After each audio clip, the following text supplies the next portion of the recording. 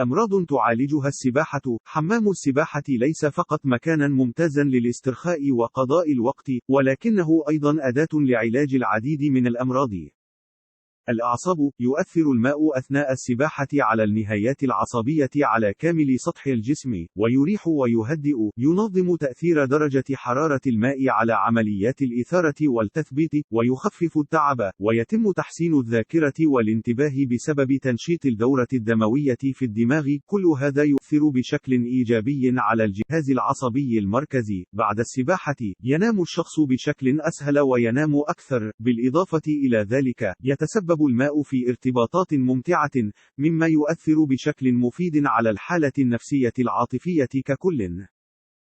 أمراض المفاصل. في كثير من الحالات تكون السباحة هي الرياضة والجهد البدني الوحيد الذي لا يؤثر في أمراض المفاصل، حيث لا يشعر الشخص بوزن جسده في الماء. تقوم الحركات الملساء في الماء بتدليك الأنسجة حول المفصل، وبالتالي تحسن تدفق اللمف، وتقلل تورم المفاصل والأنسجة الغضروفية، واسترخاء العضلات المتشنجة. انفتاق القرص الفقري. تساعد السباحة في حمام السباحة الشخص على علاج هذا المرض بدون جراحة. يمكن أن تقوي عضلات الظهر التي تأخذ في النهاية جزءا من الحمل، وبالتالي تخفف من تلف القرص الفقري. الشلل والفقدان الجزئي للقدرة على الحركة. يتمثل المظهر الرئيسي للشلل في غياب أو انخفاض النشاط الحركي الطوعي، ونتيجة لذلك يفقد الشخص القدرة على المشي والقيام بحركات نشطة. لذلك، السباحة هي الخيار الوحيد للنشاط البدني. أيضا، السباحة هي وسيلة فعالة للوقاية من السكتات الدماغية، والتي غالبا ما تؤدي إلى الشلل. تساهم السباحة في علاج الأوعية الدموية والضغط، كما أنها تحارب السمنة بشكل فعال. السمنة وزيادة الوزن. السباحة مع السمنة تعطي حمولة متزامنة على جميع العضلات، ولكنها في نفس الوقت تزيلها تماما من العمود الفقري ومفاصل الساقين، مقارنة بأي نشاط بدني أرضي، لأن الماء يوفر تأثير انعدام الوزن. بالإضافة إلى ذلك، تعد السباحة والتمارين الهوائية المائية مفيدة جدا لنظام القلب والأوعية الدموية، حيث تحسن الدورة الدموية، وتساهم في تدفق الدم إلى جميع الأعضاء الداخلية.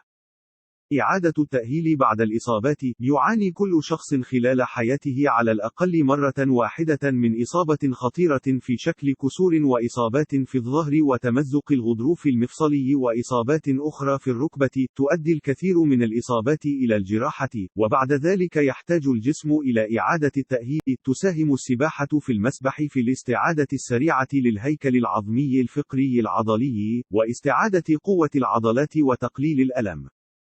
أمراض القلب. السباحة هي أداة فعالة للوقاية من أمراض القلب والأوعية الدموية، مثل ارتفاع ضغط الدم، والذبحة الصدرية، ومشكل التوتر العضلي الوعائي، وأمراض الأوعية الدموية وتصلب الشرايين. إن استخدام السباحة لعلاج أمراض القلب والأوعية الدموية والوقاية منها يجعل من الممكن تقليل العبء على الجسم من استخدام المواد الكيميائية، وأحيانا التخلي عنها تماما.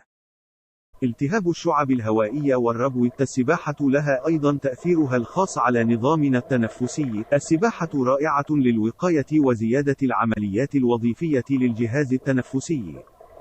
الدوالي. يحظر على المرضى الذين يعانون من الدوال العديد من تمارين القوة في صالة الألعاب الرياضية، مثل الجري والتمارين الرياضية المكثفة، حيث يؤدي ذلك إلى زيادة الحمل على الساقين، مما يساهم في زيادة الضغط الوريدي في الأطراف السفلية. هذا يؤدي إلى تطور وتفاقم الدوالي. تدريب في حوض السباحة ليس له مثل هذه العواقب. أثناء السباحة، وبسبب الوضع الأفقي للجسم، يتم تصريف الدم من الساقين، وانخفاض في الحمل على الساقين مقارنة بالرياضات الأخرى. السباحة لها تأثير مفيد على الأوردة، وتوفر الاسترخاء والدورة الدموية الطبيعية.